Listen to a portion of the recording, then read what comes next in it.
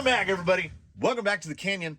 Welcome back to, this is a Canyon first, and what I genuinely hope is not a Canyon last. I have stated in the past that I didn't get into this business to get free stuff, but who turns down free stuff? So, let me stretch this out Canyon-wise. Let's make it longer than it needs to be. So, in the span of 1 week, I was contacted by 2 companies, and I don't get contacted by companies. So the first one was, you've been pre-approved for a sponsorship deal from ExpressVPN. And I could very easily right now go into that spiel, but I don't know. I don't want to be that guy. This is more my hobby than it is my jobby.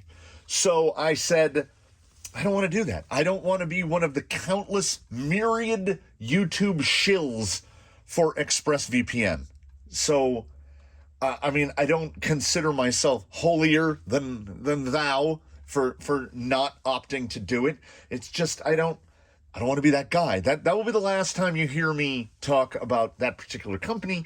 And I use a different VPN anyway. So, I did get contacted by Jesse from Radiolink, who invited me to do a review of the RC6GS V3. And I had long said to myself, if someone comes to me and asks me if I want to do a review, and to do that review, they are going to supply me with some sort of equipment or product, it is going to be an equipment or product that I support. Now, you might notice a trend, like there might seem to be a trend forming here. I didn't think this out enough. We're gonna run out of room. So when Jesse said, "Would you like to review the RC6GS V3?"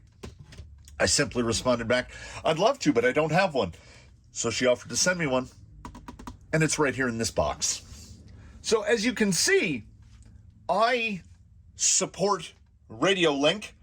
I think it is probably the best radio for the money, unless there's some secret radio out there that I don't know about. I talk up the RC4GS V3 to anyone who will slow down and stop long enough to listen. And I have convinced a number of people to buy them. And I genuinely expect nothing different from the RC6. I own one RC6, but it is a V2. It is the older one.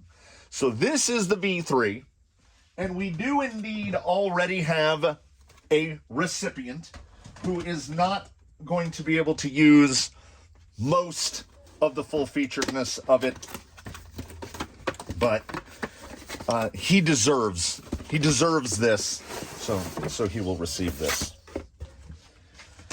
We get cool stuff. They come with a lanyard, which is nice.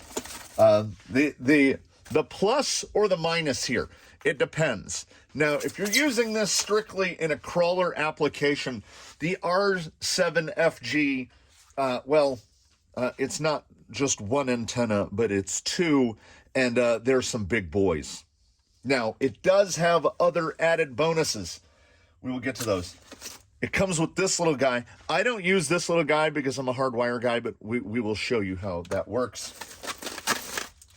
And then we've got the RC6GS. Now, I understand naming conventions, and they don't want to rename it, but don't be fooled by the name, the RC6. It is 7 channels. I can tell you that I have sort of, where was he? He's in the stack here. He's in the pile. I have made an RC7 sort of. I put the RC6 knob on an RC4, which turns this from a 5-channel into a 6-channel, because I wanted the cruise control. So I did that. But now we're not fudging it. We're going to do it proper. The receivers always come pre-bound, so they are ready to go. Once you go, you go. It's got this little guy right here. That's what this is for. This can plug in right like this. I tend to just hardwire a JST on there. And this goes in just like that. And then you get real-time battery voltage. And I know there are plenty of radios that do that. But this, like of all the other things, in a crawler, I don't need to know things like motor temp or ESC temp or anything like that. But knowing the voltage in the battery pack is really nice. I do appreciate that. And using a JST, I double appreciate, because we need those things for like direct power servos and anything, and no matter what anyway. So, where is it going to go? Followers of the Canyon, oh wait, let's framing. Followers of the Canyon might be wondering, well, where is it going to go? Well, we have a radio that one of the, I've only done a quick view on that one. Is that the only radio I've quick viewed? I think it might be. The G7P is not a progression from the GT5. I no longer buy GT5s. The GT5 has been far surpassed by the RC4. There's more functionality. There's more features. You can, just the ability to program buttons alone. And you can do the same on here. And he's got these. And these, oh, I love those. So I am actually starting to transition. Like, I've got plenty of these. I have, you saw the pile. I believe I have so many RC4s I don't need to buy anymore. So I think we're going to do the same thing that the Canyon usually does, is when I need a new radio, it will be one of these, and it will move on to somebody, and then this will get passed on to a new build or whatever.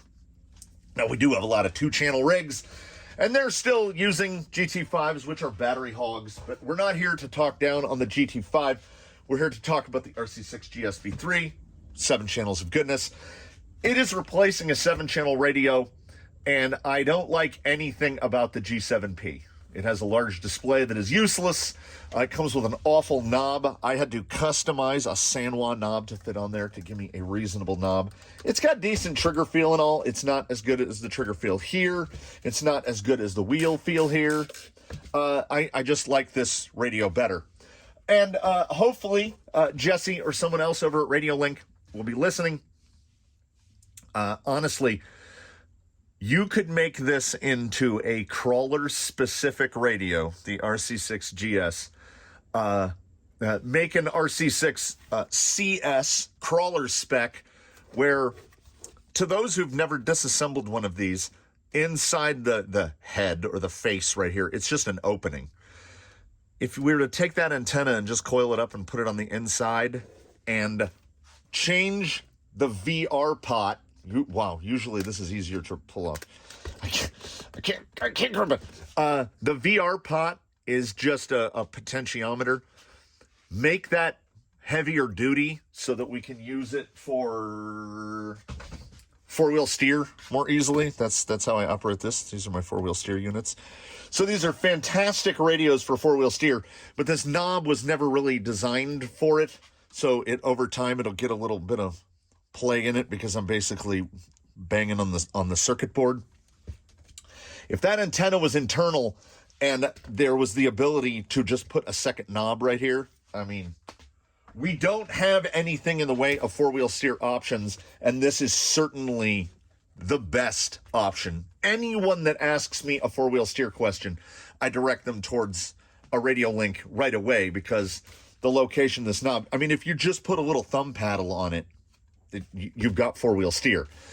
It has all the mixing. It has all that stuff. We will get into that. We're going to set up cruise control on it because, the RC7 here is from the frame dominator here, who will take up the whole frame.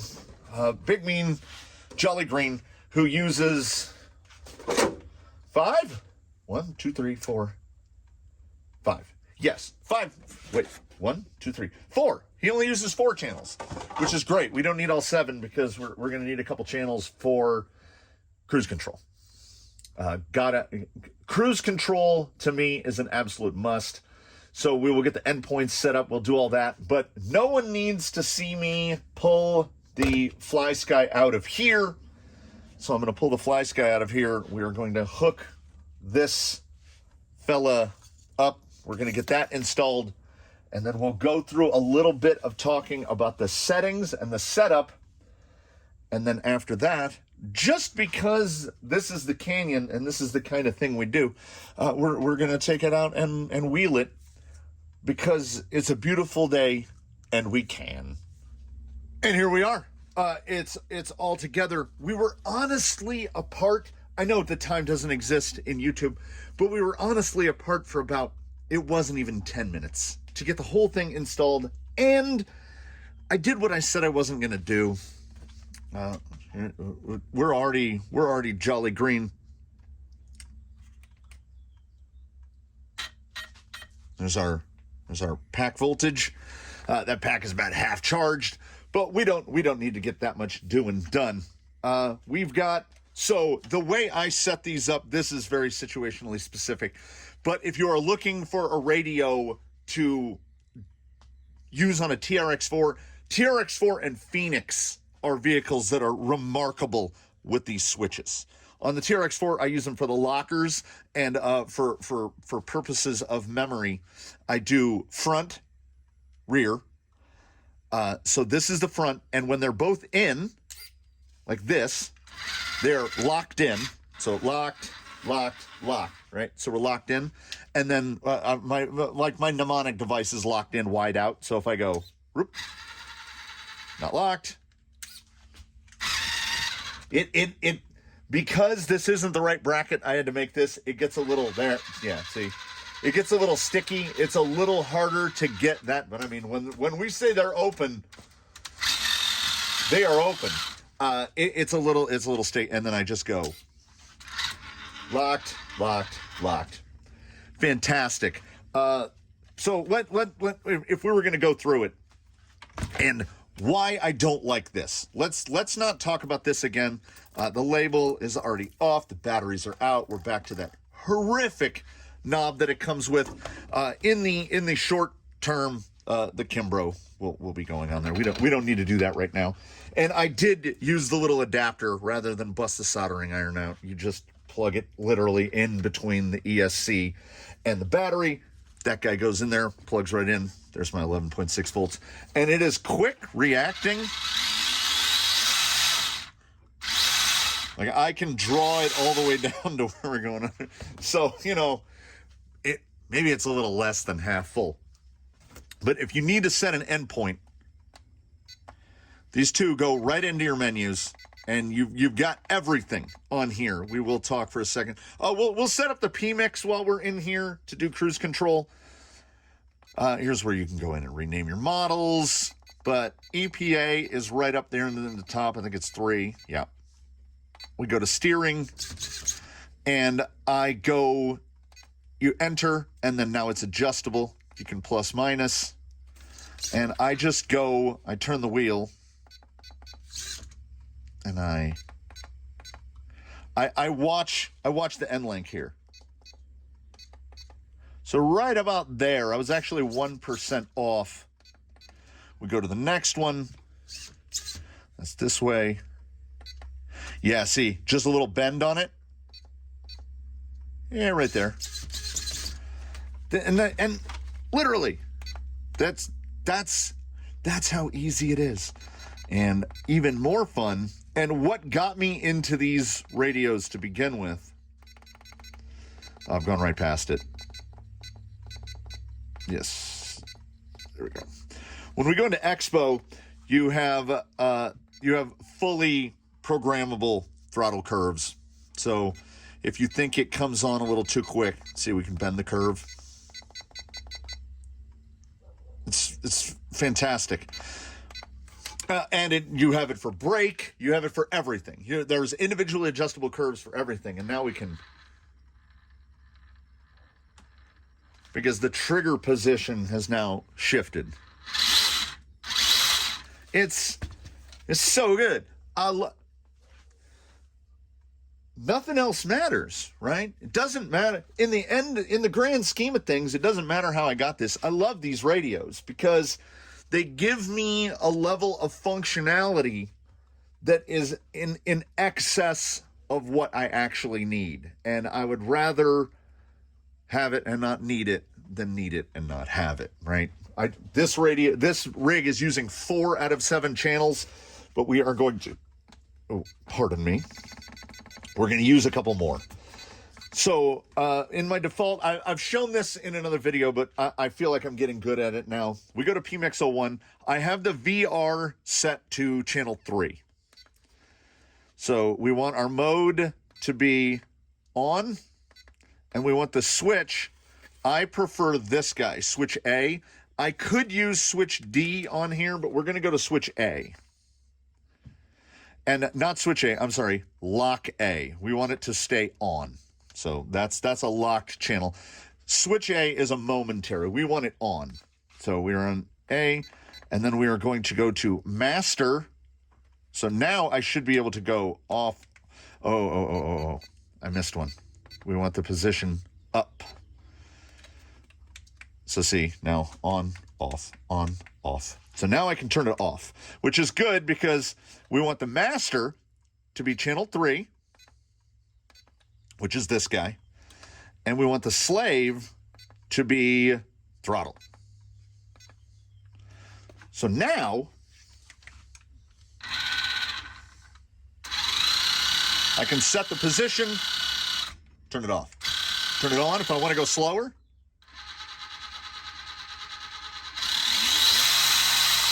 All the way to full throttle.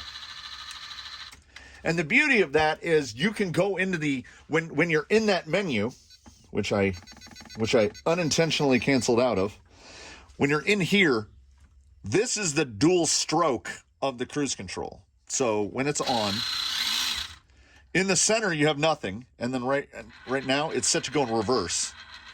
So you set one of the channels to -100, or you set one of the channels to 0, so that like if I dial it all the way back, cruise control is off. And then when I dial it all the way forward, cruise control is full on. And you can set it, you could go to like say up 50. So that no matter what, even if you crank the knob all the way, you're only going to get half throttle. It's fully adjustable.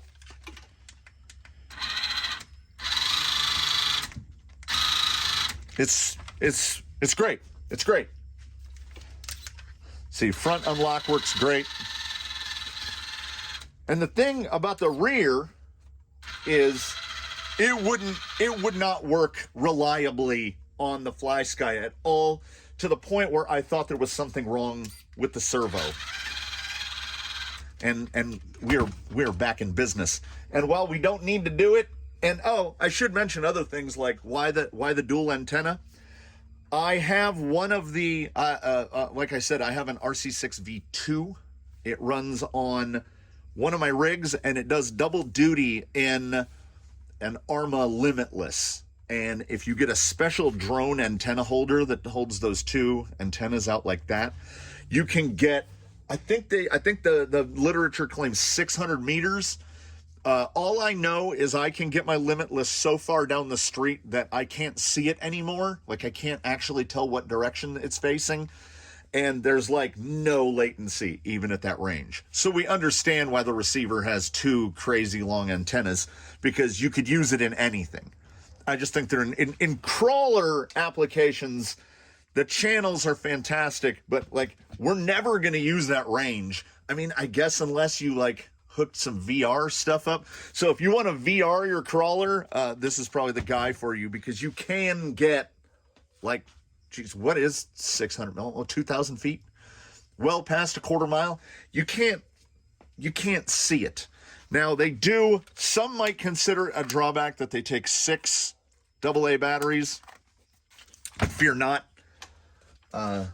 You can get little 2,800 packs that go in there. And it literally, the battery tray just pops out and there's a JST and that plugs in. I get about 2 months out of that little 2,800 pack. The links to everything will be down in the description. The 2,800 packs are about $20.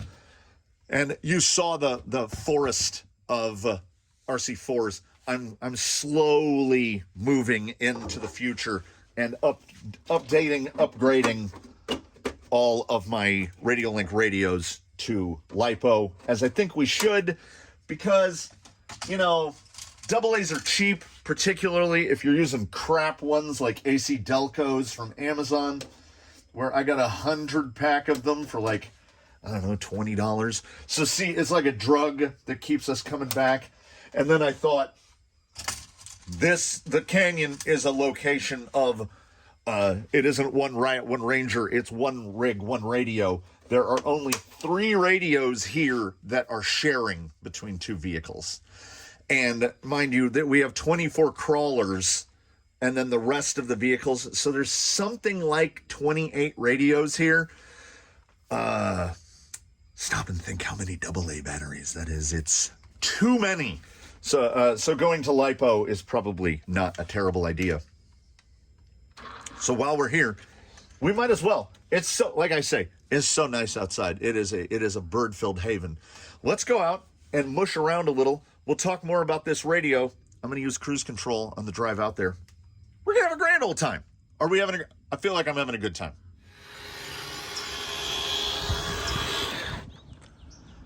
Good heavens. Is it bright out here? I know it's the proper place to have it set, but the 11.1 volt setting might be a little high because it is constantly yelling at me because this guy draws enough. So let's go 3.3. So I am beeping my way through. There we go. We will set it to 9.9 there. Just you know, for less beeping. It's so nice. I mean, I know that we're here to talk about the RC6, and we will. But what is remarkable above all other things is that there's not a FlySky G7P in my hand anymore. I think I'll put a little more curve. Oh, look at that. Look at that droop. He's got some droop. Ah!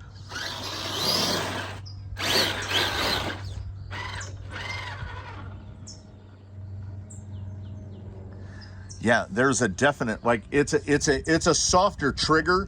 I'm used to having to really kerrang on the trigger on the FlySky. I'm gonna take a little more curve out here because we have this paired to the most ridiculous system. Hobbywing Axe V2 3300. It's too much. The rig sitting in front of you weighs 13 pounds, and that power plant makes it feel like it weighs 5 pounds. Yeah, there we go.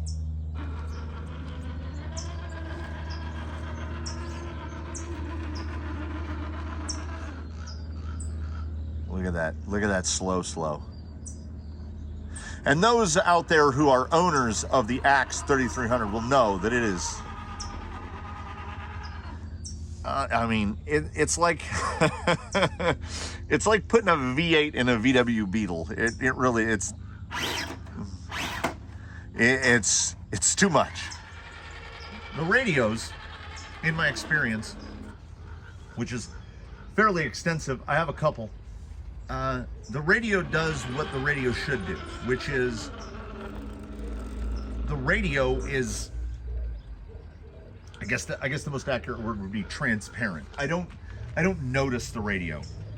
It is ergonomically, it's not perfect, but I mean, there's nothing here for scale, but that is very large. And it is comfortable to me, but everybody I've handed the radio to, it kind of works. So good job there. It just, my hands are weird shaped. I hold it, I don't know if I can show this. I hold it down much lower than I think other people do. Like my hand is way down here, but I can reach that button there, that button right there. The buttons are all in excellent, and then the switches are just the best because they're just right here. It's so good. I have no beef about the location of any buttons, except maybe this trim right here. If you get a little lazy, you can bump that trim and it'll go boop, and then you have like +2 or -2 trim. But if you want to talk about not even a complaint, but the most minor issue of all issues, it would be that, like, oh, sometimes I put one click into my forward throttle trim.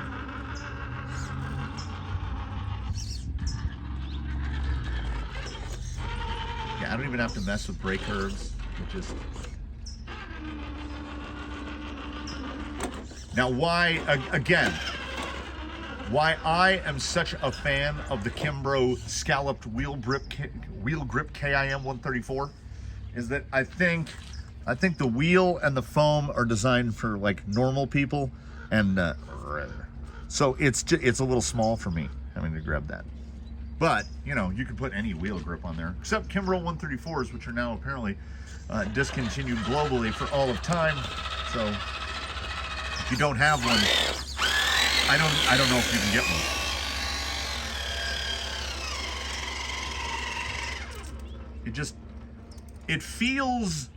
They feel well built. I wouldn't recommend these if I didn't use them.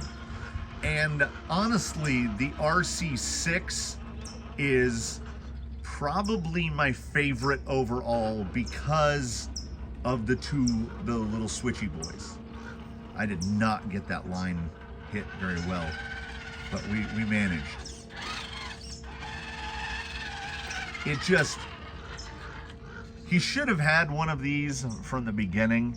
And hey, while we're here, you know, while I'm reviewing this, and I mean, you know, I'm not trying to be too glowing about it, but I have like 15 Radiolink radios. I recommend them to everyone, and I don't recommend a product if I would not use it myself. And the only thing that need be done to this radio is I'm going to put my wheel grip on there, and then it's going to get a little sticker right here that says Jolly Green, and then that's it. It'll go into the permanent rotation, and there'll be no need to upgrade it. There's nothing I need to do. Now I might solder in a JST so that I can get rid of the little intermediate plug.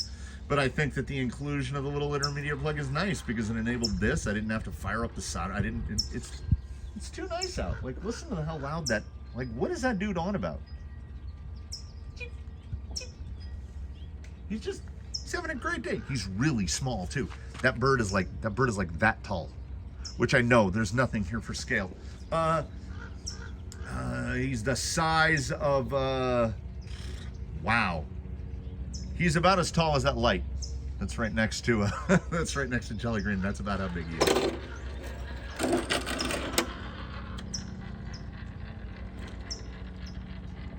Radios, like many other things in our lives, oh, I hear them coming, should be seamless and transparent.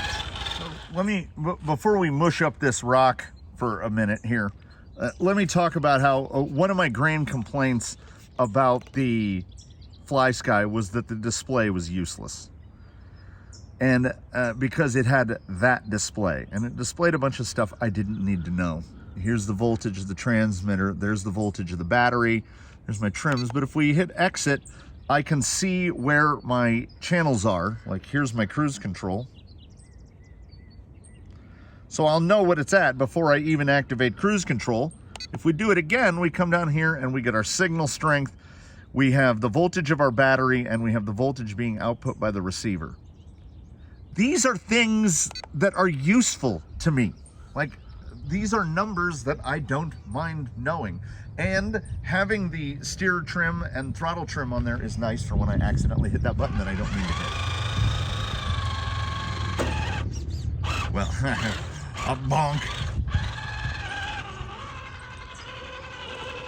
The Radiolink RC4 V3, the Radiolink RC6 V3 are 100% Canyon certified. I buy them myself with my very own money. I will continue to buy them myself with my very own money into the future. I do, again, a shout out to Jesse at Radiolink for sending this one out to me. It is the first thing in my life ever sent to me by a company. So this is groundbreaking stuff here. I don't know if this falls under that classification on YouTube where you have to be like promotional consideration provided by. I mean, they didn't, like, I'm not getting paid, but they gave me a radio. So that's like getting paid. And as a lunatic who believes one rig, one radio. So yeah, yes, kids and kidettes. There's 24 crawlers.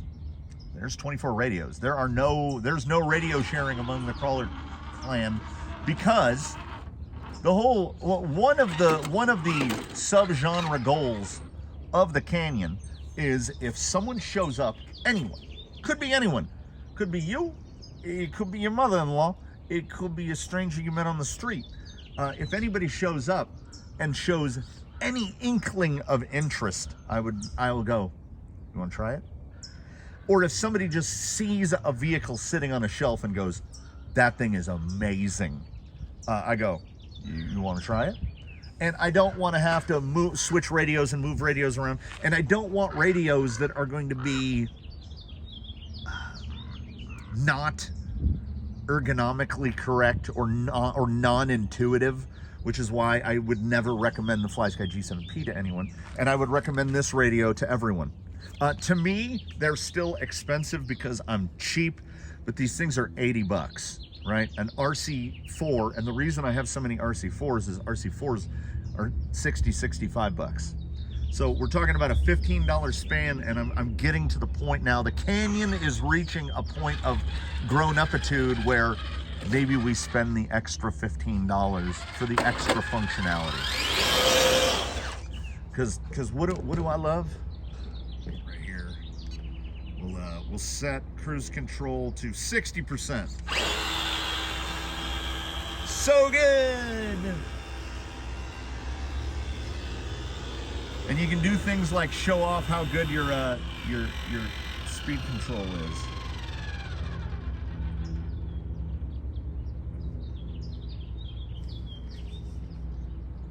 I mean, what's not to like?